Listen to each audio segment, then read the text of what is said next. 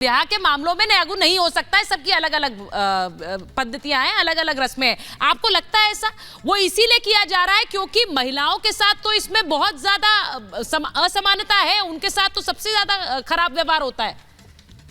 देखिए, पहले तो मैं ये बताऊं कि चूंकि वही बात जो अभी हमारे भाई ने भी कही कि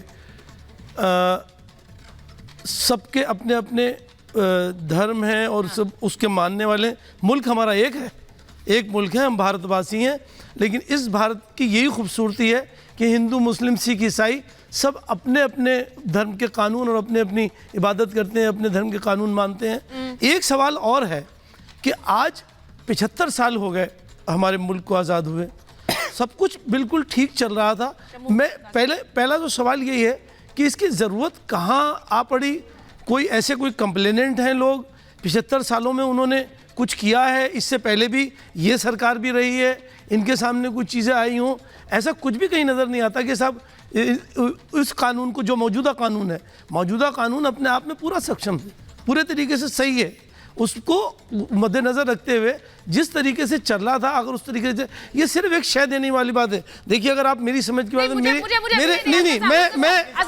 मैं इतना बता दूं, मेरी नज़र में ये सिर्फ एक पॉलिटिकल इशू है, पॉलिटिकल इशू है ये सिर्फ, और 2024 की तैयारी है।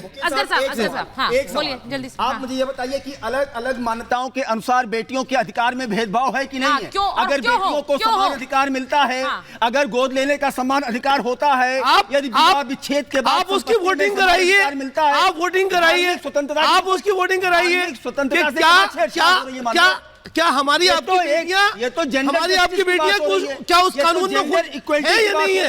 सबसे पहले अच्छा, जो बेटियां कहती हैं हम ये कानून मानेंगे, आप वो नहीं मानेंगे वाली बात कर रहे हैं कि ट्रिपल तलाक तो महिलाएं ही चाह रही। महिलाओं, मैं किसी आपने सर असगर जी आप तो वकील हैं सर, आप तो इस मामले को कानूनी रूप से देखिए। मैं आपसे पूछ रही हूँ, ट्रिपल तलाक को लेकर भी यही बात कही गई थी कि भाई महिलाओं को कोई दिक्कत नहीं है, ये तो हमारी शरीयत में आता है। आप मुझे ये बताइए, आज आप यही कह रहे हैं कि गोद लेने आज भी मैं पॉलीगमी से, बहु विवाह से कोई महिला खुश होगी क्या? आप पूरे हिंदुस्तान, बहु विवाह से कोई महिला खुश होगी? मैं देखिए फिर वही बात कह रहा हूँ, पूरे हिंदुस्तान में आप कितने कानून बना लिए, सारे मजहब के मानने वाले लोग। सर मेरा एक सीधा सवाल है, बहु विवाह से कोई महिला खुश होगी? असगर साहब, बहु विवाह से कौन सी महिला खुश है, एक बता दीजिए मुझे।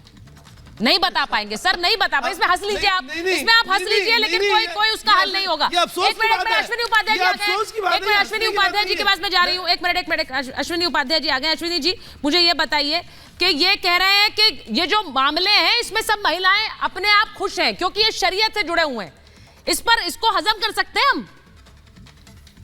बारिश जी को लीजिए। देखिए, पहली बात तो इसको समझ लीजिए कि भारत न बाइबल से चलता है, न कुरान से। भारत चलता है संविधान से। संविधान दो शब्दों से मिलकर बना है, समविधान। ऐसा विधान जो सबके लिए समान हो, उसको कहते हैं संविधान। दूसरी बात, ये संविधान भारत का है, ये अरब का संविधान नहीं है, यूरोप अमेरिका का संविधान नहीं है। तो ये जो भारत का संविधान है, ये भारत की संस्कृति के अनुरूप चलेगा, ये विदेशी संस्कृति के अनुरूप नहीं चलेगा। दो विषय अच्छी तरीके समझ लीजिए। और तीसरी बात, ये लागू होना चाहिए कि नहीं लागू होना चाहिए, अगर आज इस पे चर्चा कर रहे हैं तो हम तो बाबा साहब अम्बेडकर, सरदार पटेल, रफी अहमद किदवई, मौलाना कलाम, श्यामा प्रसाद मुखर्जी का अपमान कर रहे हैं। ये सारी बातें 23 नवंबर 1948 को हो चुकी हैं। 23 नवंबर 1948 को सब चर्चा करने के बाद संविधान में आ चुका है। मेरा ये मानना है, अगर सभी बेटियों की शादी की उम्र 18 हो जाएगी या 19 हो जाएगी या 20 हो जाएगी, दिक्कत क्यों है? आप बाल विवाह क्यों करना चाहते हो? 13-14 साल में उसको 3 बच्चों की मां क्यों बनाना चाहते हो? अरे संविधान कहता है 14 साल के पहले अगर आप कहीं फैक्ट्री में नौकरी लगाओगे तो बाल मजदूरी का केस चलेगा। मतलब आप उसको लेबर नहीं बना सकते, लेकिन आप उसको लेबर रूम में भेजना चाहते हो। उसका ड्राफ्ट दिखाइए क्या है। सुनिए प्लीज, अगर सबको, एक मिनट, स्टूडियो में नहीं है, एक मिनट उसका थोड़ा सा, हाँ बोलिए अश्विनी जी, बात कंप्लीट करिए। दूसरा, हाँ, सुचिरता जी, यूनिफॉर्म सिविल कोड आएगा, सभी बेटियों की शादी की उम्र बराबर हो जाएगी, सबका शादी का रजिस्ट्रेशन अनिवार्य हो जाएगा, ये जो चिट्ठी से और ईमेल से व्हाट्सएप से डिवोर्स होता है ये बंद हो जाएगा, सबका जो डिवोर्स होगा कोर्ट के जरिए होगा, सभी बेटियों को गुजारा भत्ता मिलेगा, सभी बेटियों को विरासत का एक समान अधिकार हो जाएगा, सभी बेटियों को वसीयत का एक समान अधिकार हो जाएगा, सभी बेटियों को माता पिता की देखभाल का अधिकार मिल जाएगा, सभी बेटियों को बच्चा गोद लेने का अधिकार मिल जाएगा, सभी बेटियों को भरण पोषण का अधिकार हो जाएगा। अब जैसे वारिस पठान जी की मान लीजिए 4 बेटियां हैं, एक हिंदू से शादी करे, एक मुस्लिम से करे, एक पारसी से करे, एक ईसाई से करे, तो चारों बेटियों का शादी के बाद राइट बदलेगा नहीं। अभी क्या होगा, बाय द वे अगर वारिस पठान जी की 4 बेटियां 4 अलग अलग उसमें शादी करती हैं तो उनके राइट बदल जाएंगे। यूसीसी आएगा, उनका राइट वही रहेगा, शादी के पहले भी जो राइट रहेगा शादी के बाद भी राइट रहेगा। मुझे ये लगता है इसको स्वागत करना चाहिए। हाँ। और एक बात और खत्म कर रहा हूं सुचित्रा जी, संविधान धर्म का अधिकार देता है, अधर्म का नहीं। संविधान रीतियों का अधिकार देता है, कुरीतियों का नहीं। संविधान प्रथा का अधिकार देता है, कुप्रथा का नहीं। ये 3 तलाक, हलाला। आपने वारिस साहब का नाम लिया इसलिए मुझे वारिस साहब के पास जाना पड़ेगा। वारिस साहब देखिए, वारिस साहब वो सीधे ये कह रहे हैं कि पॉलीगमी या फिर बहुविवाह, इसमें कोई आपत्ति, इसको अगर खारिज किया जा रहा है तो वो सबके लिए एक है, खासकर महिलाओं और बच्चियों के लिए। इसीलिए इस ड्राफ्ट को बहुत बहुत गौर से देखना, पढ़ना और समझना पड़ेगा।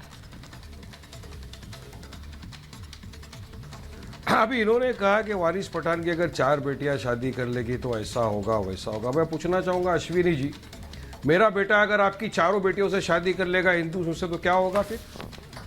इसलिए जबान संभाल नहीं, वो 4 नहीं कर सकेगा। वारिस पठान के साथ बात, हमारा बेटा भी एक ही शादी करेगा, आपका भी बेटा एक ही शादी, मेरा भी बेटा 4 आपकी बेटियों से शादी कर लेगा, क्या करेंगे आप? सुनो, अलाउड है। अरे भाई, अब बात नंबर 2, वारिस जी, यूसीसी का कायदा कानून से आपको हमारे उदाहरण जो दिया हिंदू मैंने। अनडिवाइडेड फैमिली को जो रिबेट मिलता है उसका आप क्या करेंगे? नहीं, मैं तो आपकी बात का जवाब दे रहा हूं। आपने मेरा नाम लेकर बोला, मैं आपका नाम लेकर बोल रहा हूं ना। सुनो बात, यूसीसी का जो ड्राफ्ट आपने बनाया है वो ड्राफ्ट तो पहले आप मेरे हिंदू भाइयों के सामने रखो, आपको जवाब वहां पे भी मिल जाएगा। क्योंकि यूसीसी से हमारे सिख भाइयों को, हमारे आदिवासी भाइयों को, हमारे ट्राइबल्स को, सबको नुकसान होने वाला यूसीसी से, आपको पता है। कितनी जगह पे मैंने, अभी आप आए नहीं तो उसके पहले मैंने क्या कहा कि आपके गोवा के अंदर तो काव जो है यम्मी है, अलाउड है, टनों के हिसाब से एक्सपोर्ट भी हो रहा है। काफी जगहों के ऊपर तो मम्मी है। तो आप क्या दोनों को एक सिंपल कानून बना देंगे, एक कानून बना देंगे? नहीं कर सकते। आपने संविधान का नाम 4-5 मर्तबा लिया, मैंने लिखा है इसको।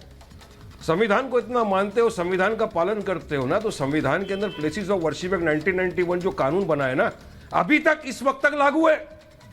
क्या किया आपने उस कानून का? आप मानते हो उसको उल्लंघन?